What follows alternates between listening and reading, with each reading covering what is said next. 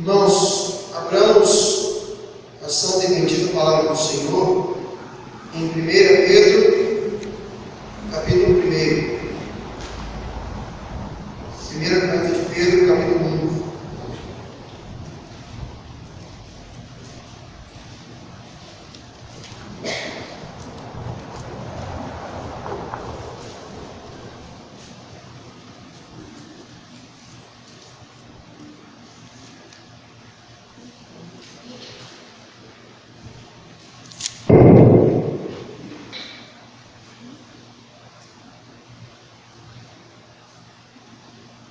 Pedro, apóstolo de Jesus Cristo, aos eleitos que são forasteiros da dispersão no Ponto, Galácia, Capadócia, Ásia e Bitínia, eleitos segundo a presciência de Deus Pai, em santificação do Espírito, para a obediência e a aspersão do sangue de Jesus Cristo.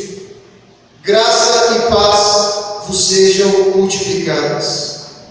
Bendito o Deus e Pai de nosso Senhor Jesus Cristo, que segundo a sua muita misericórdia nos regenerou para uma viva esperança, mediante a ressurreição de Jesus Cristo dentre os mortos, para uma herança incorruptível, sem mácula, inacessível, reservada no céu para vós outros, que sois guardados pelo poder de Deus, mediante a fé, para a salvação preparada para revelar-se no último tempo.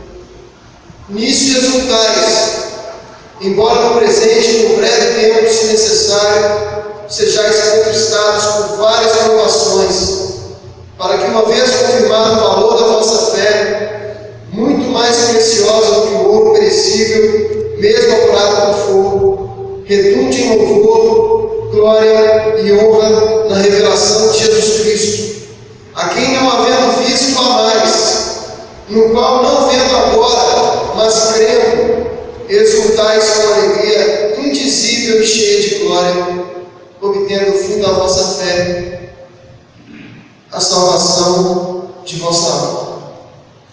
Vamos orar.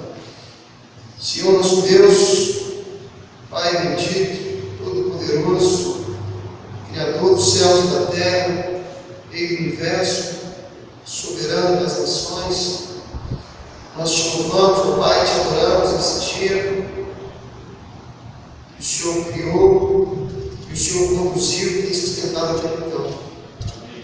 Senhor Deus, nós nos reunimos aqui seguros de que Cristo se reúne no nosso meio, e é por isso que o Senhor recebe o nosso culto, e é por isso, ó Pai, que nós podemos de alguma forma nos apresentarmos diante do Senhor. O Senhor abençoe essa igreja, aqueles que o Senhor trouxe hoje até este lugar, para que possamos juntos, ó Pai, sermos alcançados pela Tua preciosa palavra.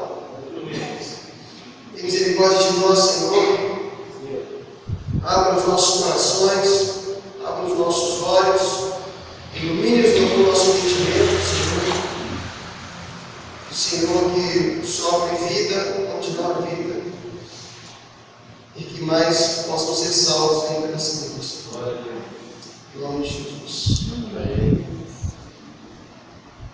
Irmãos, realmente fico muito feliz de voltar à igreja e especialmente de ver tantas pessoas, até porque é algo que eu já havia comentado com o pastor Isvaldo muitos anos atrás, quando eu cheguei aqui a primeira vez, era de que é muito mais importante o entendimento do que se nós viéssemos a ter um crescimento muito grande, era de que nós pudéssemos ter continuidade das pessoas da igreja e especialmente elas crescessem na fé. E é muito bom ver que pessoas foram acrescentadas, mas fundamentalmente muitas pessoas permaneceram. E sinto muito saudade dos irmãos, estou muito feliz porque passei anos maravilhosos aqui com todos vocês. Os irmãos, o apóstolo Pedro escreve essa carta. Pedro, um dos 12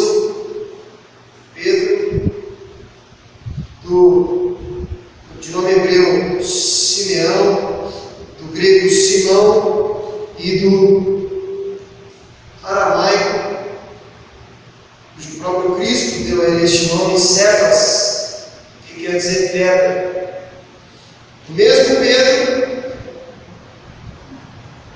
que quando foi chamado ali por Cristo, no relato ali em Mateus capítulo 4, era um pescador, e Cristo disse a ele que seria um pescador de homens. O mesmo Pedro que andou sobre as águas ao encontro de Cristo. O mesmo Pedro que cortou a orelha de Malco, servo do sumo sacerdote, na noite em que foram prender Jesus. O mesmo Pedro que, sob juramento, negou a Cristo 3 vezes, quando da sua crucificação. E o mesmo Pedro que no dia do Pentecostes se levantou no meio daquela aparente confusão, mas na verdade foi durante aquele cumprimento de uma profecia, quando o Espírito de Deus seria derramado sobre os homens e iria até eles. Ele se levantou e pregou a multidão, e a Escritura nos diz que mais de 3.000 foram salvos. E este é o mesmo Pedro, um homem simples, um pescador, que caminhou sobre as águas, que violentamente buscou proteger o Mestre, que negou o Mestre numa situação de pressão, mas que depois foi revestido de poder para pregar o Evangelho e por Cristo se entregar também. Pedro escreve a uma região relativamente grande. Nós citamos, o texto menciona aqui o ponto, a Galácia, Capadócia, a Ásia e Bitínia, que é uma grande parte da região da Turquia atual. E é curioso nós pensarmos que ele escreve ali a um povo que está sofrendo perseguição, e inclusive nos dias de hoje, embora a história tenha tido, obviamente, seus altos e baixos, houveram momentos de maior liberdade, nos dias de hoje é uma região que sofre perseguição. Cristãos sofrem duras perseguições nessa região, jamais de quase, na verdade, 2.000 anos após ele ter escrito essa carta. E ele escreve essa carta aos judeus que estavam dispersos ali e também aos cristãos gentios. Era uma região dominada pelo Império Romano, logo uma região que se caracterizava por idolatria, obviamente um movimento religioso muito forte, por selvageria, uma região que se caracterizava também por uma cultura muito diversificada e que era regida sob o pulso firme do Império Romano. E Pedro se dirige aqui a crentes humildes. Muito possivelmente não existiam entre eles muitos de grandes posses ou grandes comerciantes. A igreja era mais e basicamente formada por homens comuns, trabalhadores comuns, pequenos comerciantes, e que estavam sofrendo. Eram filhos separados dos seus pais e rejeitados pela sua família. Eram trabalhadores comuns que eram perseguidos pelos seus patrões, pelos seus colegas, por colocarem sua fé em Cristo. Eram também escravos que recebiam cargas mais duras de trabalho, porque eram cristãos, e também comerciantes que tinham seus negócios boicotados pelos seus concidadãos, porque eram cristãos. Ele escreve esse texto basicamente ali, próximo ao ano 60, depois da ressurreição e ascensão de Cristo. Então, 60 anos haviam se passado e a maioria daqueles a quem ele destinou essa carta não tinham visto a Cristo. Eles eram pessoas que creram na mensagem do Evangelho, mas estavam sofrendo e muitos estavam desanimados, porque esse sofrimento, obviamente, acarretava muitas dúvidas e alguns alguns chegavam a questionar até se a segunda vinda de Cristo era próxima, porque eles estavam realmente sofrendo muita perseguição.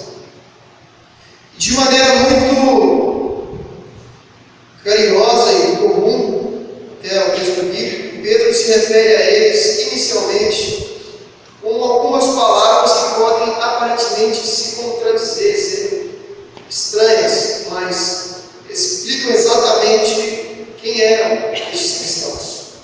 Primeiro ele diz aos eleitos. Sempre que esse termo é empregado na Escritura, ele está se referindo justamente ao grupo dentre os seres humanos caídos que Deus escolheu desde a eternidade passada para manifestar a sua graça, chamar a vida, serem parte do seu povo. No Antigo Testamento se referia a Israel, e no Novo Testamento a uma incontável multidão de todos os povos e nações. Eleitos dá uma ideia de proximidade. Alguém elegeu alguém, neste caso Deus elegeu esse grupo de cristãos dispersos nessa região. Então quando Pedro diz a eles eleitos, ele está chamando eles para a realidade a qual o próprio Deus os chamou. Embora vocês estejam sofrendo, embora seja difícil, eu venho lembrar a vocês que vocês são eleitos. E a eleição, e a doutrina da eleição não nos ensina em hipótese alguma a termos qualquer sentimento soberbo ao pensarmos que ao crermos que Deus nos escolheu. Pelo contrário, nós nos humilhamos por sabermos que nós somos tão miseráveis que nós nunca iríamos a Cristo ou nunca nos voltaríamos a Deus por nós mesmos. Mas sem dúvida é um termo utilizado de maneira a apontar um privilégio e uma nobreza. Por isso Pedro se refere a eles como eleitos. Mas logo em seguida, mesmo nessa ideia de proximidade, ele diz forasteiros da dispersão. A dispersão aqui ele está comparando a dispersão e ao exílio que o povo judeu sofreu na Babilônia. Quando foram levados de Israel para a Babilônia, também foram dispersos entre as nações. Ele está lembrando a eles que, ainda que muitos ali fossem gentios e não tivessem total conhecimento da história de Israel, ele está dizendo a eles: vocês são forasteiros, vocês fazem parte da dispersão, vocês não têm uma cidade terrena, vocês não têm um país terreno santo. Eu não me faço presente apenas em um local. Vocês são o meu povo que está espalhado pelas nações. Ao mesmo tempo que eles chamam de eleitos, eles lembram que eles são forasteiros e que eles estão dispersos. Isso também é para lembrá-los que eles não têm um lar terreno. Nós cristãos não temos pátria terrena. Nós somos cidadãos, obviamente, do país no qual nascemos ou vivemos, mas este não é o nosso lar, não é o nosso destino final, e não é por isso que nós vivemos. Isso está completamente exposto aqui por Pedro, quando ele chama eles como eleitos e forasteiros da expressão. Eleitos sim, porque Deus chamou vocês. Forasteiros, porque vocês não são deste lugar. Vocês estão passando por aqui. E agora nós, no versículo 2, temos contato, eu creio que uma das frases mais preciosas que nós poderíamos ter em toda a Escritura. Aqui o reverendo Leandro Lima, no seu livro A Grande Batalha Escatológica, ele chama esse trecho do versículo 2 como a Trindade em nosso favor. Porque nós temos aqui, inclusive, para se alguém tem ainda muita dificuldade, ou não encontrou claramente a Trindade escrita na Escritura, temos aí uma noite na qual nós estamos diante de um texto em que nós temos o Pai, o Filho e o Espírito agindo em prol da nossa salvação. E ele começa novamente chamando essas pessoas de eleitos. Eleitos segundo a presciência de Deus Pai. Interessante que os irmãos saibam que durante os primeiros anos da igreja era assim que os irmãos se chamavam. Um se dirigia ao outro como eleito ou eleita. Se os irmãos voltarem um pouquinho no tempo e lerem uma das mais antigas confissões batistas, que embora eu seja hoje presbiteriano, acima de tudo eu sou cristão, mas estou entre irmãos batistas. Os batistas, desde sempre, reconheceram o povo de Deus como um povo eleito, escolhido. É uma doutrina fundamental. Falando sobre essa doutrina, nós podemos caminhar por alguns textos, como João capítulo 15, versículo 16, onde Jesus diz: não fostes vós que me escolhestes a mim, pelo contrário, eu vos escolhi a vós outros. Ou Efésios capítulo 1, versículo 4: assim como nos escolheu nele antes da fundação do mundo.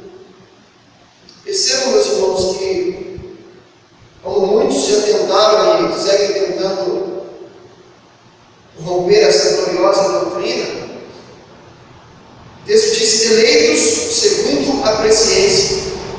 E muitos afirmam que isso significa que Deus, em algum tempo da eternidade, Ele viu aqueles que se voltariam para Ele e os salvou. Bom, certamente nós já podemos afirmar que não é isso que o texto está dizendo. Isso não está escrito no texto. E quem elege é justamente quem escolhe para alguém. Você não pega um cesto de maçãs, quando você olha para a que você considera mais apetitosa e a toma na mão, você não a tomou porque você pensou que ela gostaria de ser tomada por você. Não é ela que escolheu a você, é você que escolheu a você. Logo, não faz sentido nós pensarmos que Deus viu na eternidade quem se voltaria para Ele, até porque ninguém se voltaria para Ele. Nós iremos adiante. Nós estávamos mortos nos nossos delitos e pecados. Os mortos não têm vida sozinhos. Os mortos não têm escolhas, não têm olhos, não têm ouvidos, não têm opção.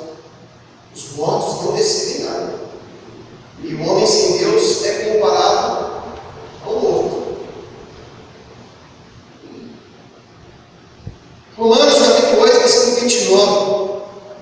Porquanto aos que de antemão conheceu, também os predestinou para serem conformes à imagem de seu Filho, a fim de que ele seja o primogênito entre muitos irmãos.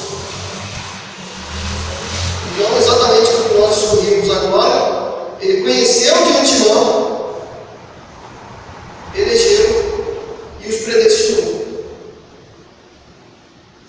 E, meus irmãos, é sobre essa convicção que está toda a segurança da nossa salvação.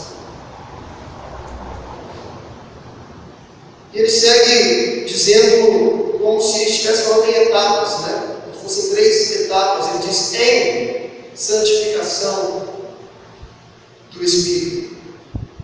Primeiro nós temos o Pai escolhendo, e agora nós temos o Espírito santificando.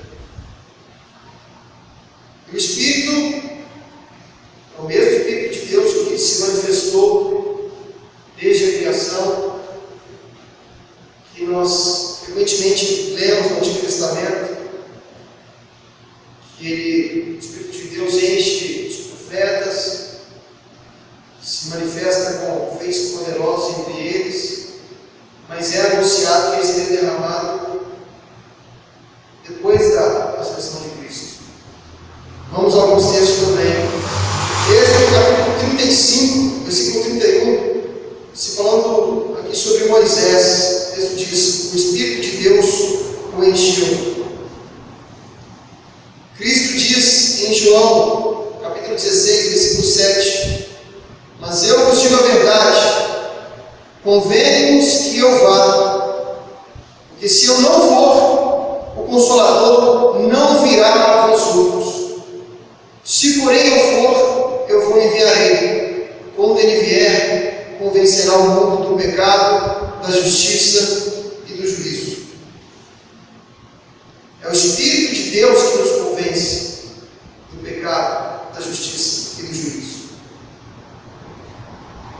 Isso é porque o Pai escolhe, o Pai elege. E é isso que Pedro está querendo dizer aos irmãos para que eles se fortaleçam. O Pai nos escolheu.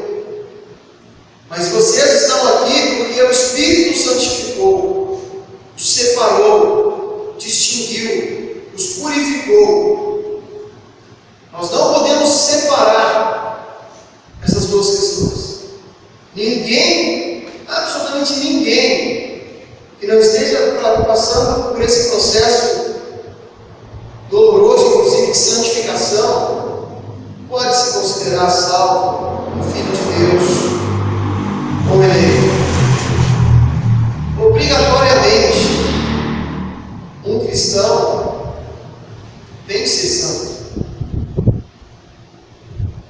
Obrigatoriamente, se nós somos eleitos, nós fomos e estamos sendo santificados. A santidade não é opcional. Não há fé cristã genuína sem santidade. Por isso que não pode haver entre nós alguém que pense: bom, logo então, se Deus me escolheu, é Deus que escolhe para a salvação, viverei como eu quiser.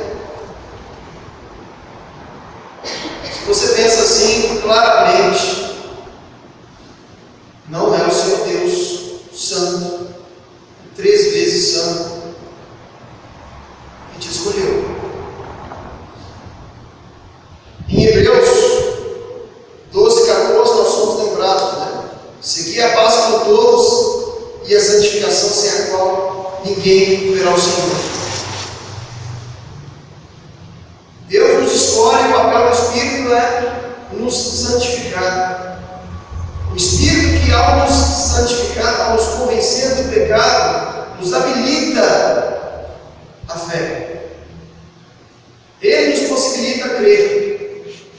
Nós estávamos mortos, e mortos Deus nos escolheu. Porque Cristo morreu por nós quando nós ainda éramos pecadores.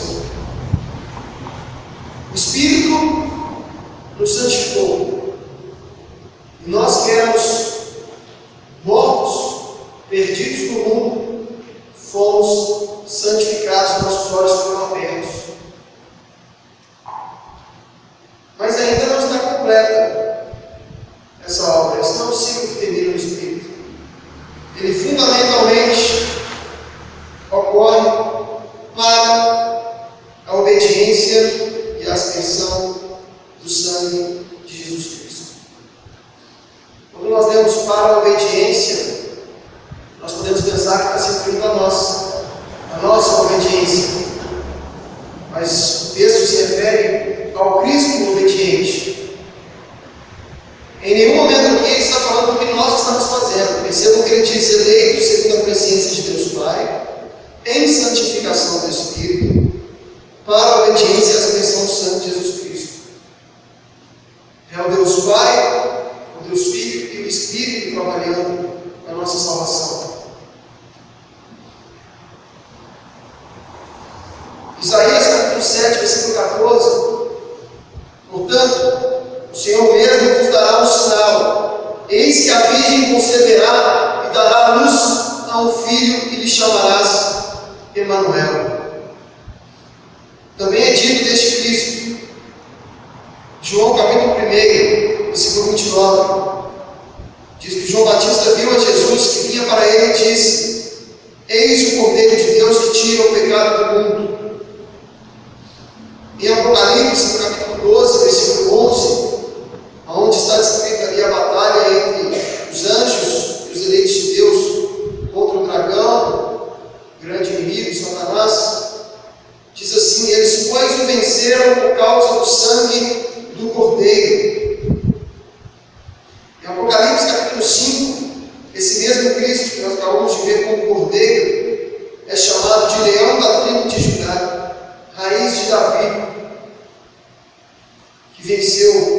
para abrir o livro. E sobre este nome, nos é dito também que não há salvação em nenhum outro, em Atos capítulo 4. Porque debaixo do céu não existe nenhum outro nome dado entre os homens, pelo qual importa que sejamos salvos. Então o Pai escolheu, o Espírito santificou, mas coube ao Filho encarnar, cumprir toda a lei, ser tentado em todas as coisas que eu e você somos e nós falhamos, e coube a Ele resistir, coube a Ele morte, uma morte sangrenta e maldita, coube a Ele encarar o poder das trevas e a separação do Pai, coube a Ele beber o cálice da ira de Deus, que seria derramado sobre nós e será derramado sobre os homens que não se arrependerem e crerem em Cristo. Coube a Ele ser obediente, e obediente até a morte, e morte de cruz, como diz Filipenses, capítulo 2, versículo 8. Em Hebreus capítulo 11, diz que pela fé Moisés celebrou a Páscoa e o derramamento de sangue. Ali se refere à aspersão de sangue nos locais das portas das casas do povo judeu no Egito, para que o exterminador não tocasse nos primogênitos dos israelitas. Os irmãos se lembram, durante as pragas enviadas ao Egito para que o faraó libertasse o povo judeu, uma delas foi a morte dos primogênitos daquele povo. E a orientação para o povo de Israel foi que o sangue de um cordeiro fosse aspergido nas portas.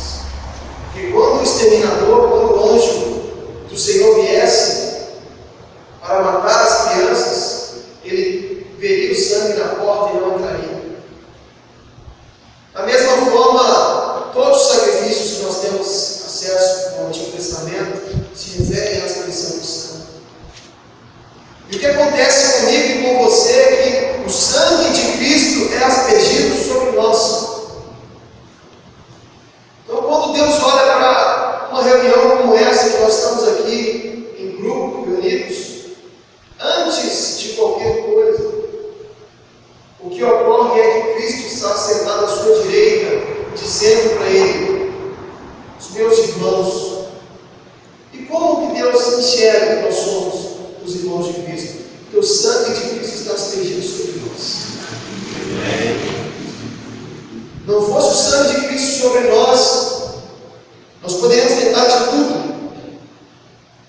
Embora nós saibamos que nós raramente tentamos de tudo, mas nós poderíamos tentar todas as coisas que não seríamos povo de Deus. É bom que nós nos lembremos que Deus só tem um Filho. Cristo é o Filho unigênito de Deus. Nós somos, como foi lido ontem aqui no capítulo 1 de Efésios, nós somos adotados. É por Cristo que nós temos acesso a Deus. O mundo diz que todos são filhos de Deus. A Bíblia não diz. Somos criaturas de Deus. E a nós, pela fé em Cristo, pelo sangue de Cristo sobre nós, é dado o poder de sermos chamados filhos de Deus. Mas não se enganem, meus irmãos. Deus só tem um Filho. Nós estamos envolvidos nesse mistério maravilhoso, no amor que Deus demonstra ao Filho dele. O amor que nós recebemos de Deus é o amor que Deus irradia no Filho através do Espírito. Meus irmãos, seguindo agora no capítulo 3, o texto diz que: bendito o Deus e Pai de nosso Senhor Jesus Cristo,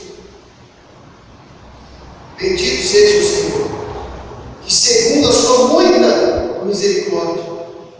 Mais uma vez, meus irmãos, não é segundo o desejo dos homens, não é segundo a vontade dos homens, não é segundo o vosso procedimento, não é segundo a vossa qualificação, não é porque Ele está aqui vendo bem em nós, mas é segundo a sua muita misericórdia, que apesar de nós sermos pecadores, apesar de nós não merecermos nada, apesar de nós sermos miseráveis, apesar de nós nos afirmarmos filhos de Deus, cristãos,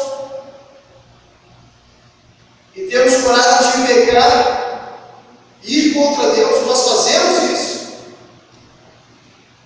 Apesar de nós vivermos em total rebeldia contra Deus, querendo ser os senhores da nossa vida, apesar disso, Deus, segundo a sua muita misericórdia, nos regenerou. Meus irmãos, a regeneração está diretamente ligada à santificação do Espírito. Percebam, se nós estávamos mortos e nós ganhamos a vida, e se nesse processo nós precisamos nos arrepender e crer, um morto não se arrepende, muito menos crê. O Espírito nos santifica, o Espírito nos convence do pecado, logo nós nos arrependemos. A fé é um dom de Deus. Nós nos arrependemos, de Deus recebemos a fé, e então nós colocamos a nossa fé em Cristo. E a regeneração, ela é de maneira extremamente clara, ilustrada no texto de Ezequiel, profetizando diante do vale de ossos secos. Ele está diante de uma camada completamente morta. Na sua frente existem ossos secos. Deus diz a ele para profetizar que ele faria um exército daqueles ossos. E ele vê então aqueles ossos se formando. E somos eu e você, antes de Cristo. Nós somos nada mais que um conjunto de ossos secos. Mas o Espírito vem e começa a formar e coloca o esqueleto de pé, osso por osso. E começa a preencher com músculos, tendões, veias, carne. O sangue circula, tecidos, pelos. E agora nós temos o ser humano vivo de verdade. Essa é a regeneração. É isso que o Espírito faz. Nós estávamos mortos, nós éramos ossos secos. E o Espírito vem e nos dá vida. Como Cristo chamando Lázaro no túmulo: sai para fora, Lázaro. Os irmãos, Lázaro não estava dentro da pedra, batendo, pedindo para sair. Lázaro estava morto, cheirava mal. Mas pela voz de Cristo, ele saiu. Então, toda vez que nós respirarmos, que nós andarmos, que nós comermos, que nós trabalharmos, nos lembremos de uma coisa: nós éramos ossos secos, nós éramos uma massa podre, inútil. E se hoje nós respiramos, é porque nós somos regenerados, nós somos novas criaturas. Então, se nós respiramos, nós fazemos para Deus, para a glória de Deus. Meus irmãos, os cristãos, eles se destacam na sociedade pela excelência dos seus afazeres, porque eles o fazem como se fizessem para Deus. Deus não nos regenerou para uma vida de mediocridade de ações, de pensamentos, de execuções. Nós somos, sem dúvidas, o povo mais distinto que caminha sobre a terra, porque nós temos a sabedoria do próprio Deus, e nós somos regenerados pelo próprio Deus. Então, vivamos, como diz na carta aos Tessalonicenses, de modo digno de Deus. Tenham sempre isso em mente. Ele nos regenerou para quê? diz, para uma viva esperança. E a palavra viva, aqui ela quer dizer, de fato, que é uma esperança latente. Ela é uma esperança que pulsa. E meus irmãos, nós temos que esperar em algo. E possivelmente alguém com talvez até boas intenções, mas com muito problema para o que está falando, diria para vocês crerem nas promessas que Deus tem feito a vocês ao longo dos anos da vida. Eu digo aos irmãos para esperar nas promessas feitas neste livro. Mas o que Pedro diz aqui é para que nós esperemos no que ele vai escrever ao seguir, que nós esperemos na herança que é preparada para nós, que está em Cristo. Ele se refere à esperança no reino de Deus, na segunda vinda de Cristo, novos céus e nova terra. A esperança mediante a ressurreição de Jesus Cristo dentre os mortos. Essa esperança é completamente fundamentada na ressurreição.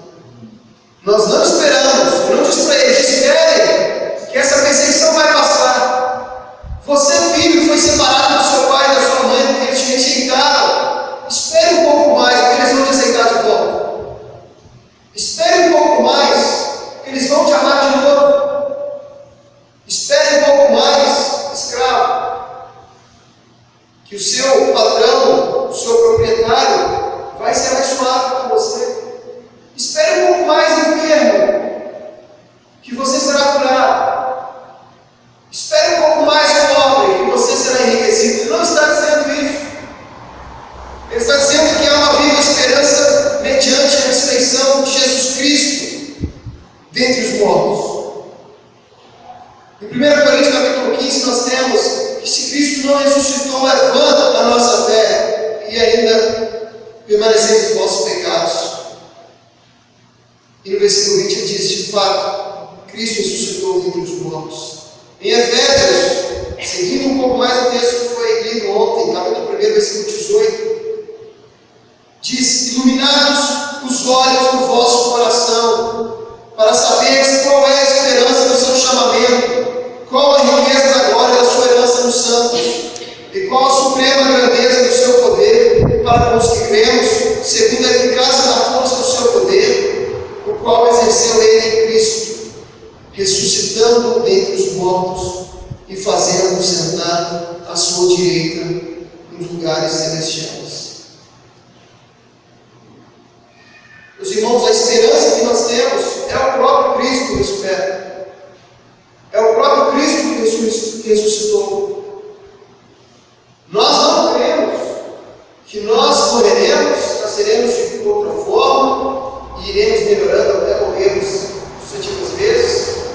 Nós cremos que ao homem é dado morrer uma só vez e depois o juízo. Nós temos a esperança de que nós morreremos, mas ressuscitaremos com Cristo. Porque Deus o ressuscitou e também nos ressuscitará. E o que Pedro está dizendo a eles que estão sofrendo é: vocês estão sofrendo, mas esperem em Cristo, que Deus ressuscitou dos mortos, que está sentado à direita de Deus, e que vocês também ressuscitarão.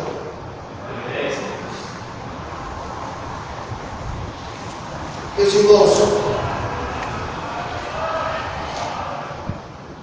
nós facilmente podemos ser levados a ter muita esperança nessa terra, nas coisas materiais, no trabalho, na nossa família, na estrutura que nós vivemos, no governo, na nossa força. E nós somos sempre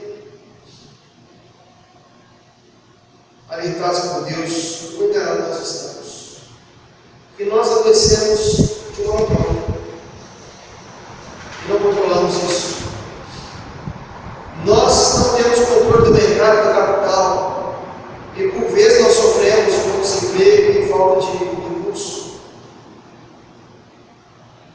Nós não conseguimos governar direito nós mesmos, que dirá outras pessoas.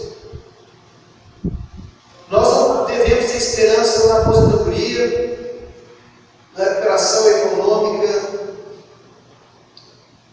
ou na falta dela, que para alguns ainda assim é a oportunidade.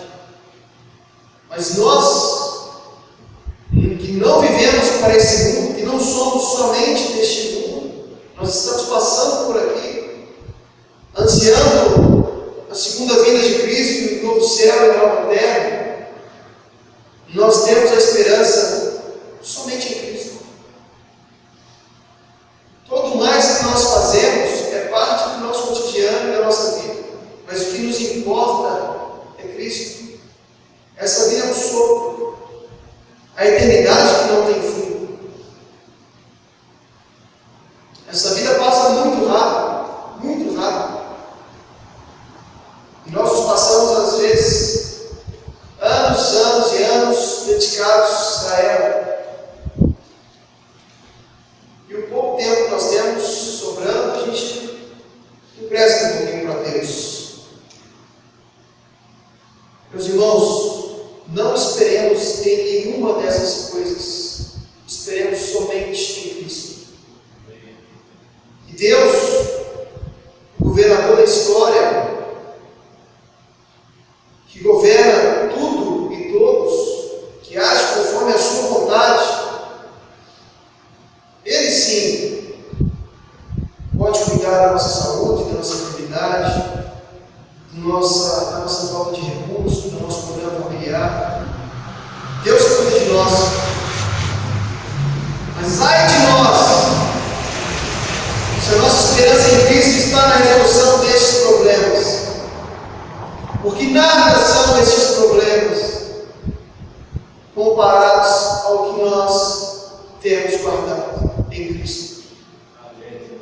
Nos importaria tranquilamente sofrermos uma vida inteira nessa terra para estarmos salvos por Cristo na eternidade.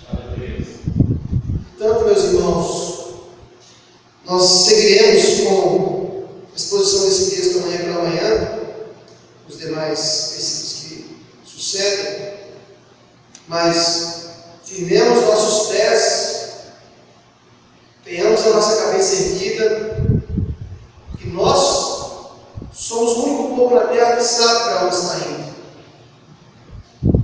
E não é enfermidade ou dificuldade ou qualquer outra aflição que nos fará caminharmos menos confiantes do que devemos. Porque, meus irmãos, nós acabamos de ler que foi o Pai que nos escolheu, foi o Espírito que nos santificou, que nos separou e nos convenceu do pecado. E foi Cristo que, obediente até a morte, cumpriu toda a lei e se entregou por nós. E nós não daremos a Ele a nossa vida, meus irmãos. Nos lembremos que nele vivemos, nos movemos e existimos. Que o Senhor traga para nós um claro entendimento do amor que Ele tem por nós, da grandeza da obra dele na nossa salvação, e de que sempre que nós viemos a desanimar, que nós nos lembremos que a nossa esperança está em Cristo. Amém. E não nas coisas deste mundo, dessa terra. Amém? Vamos orar.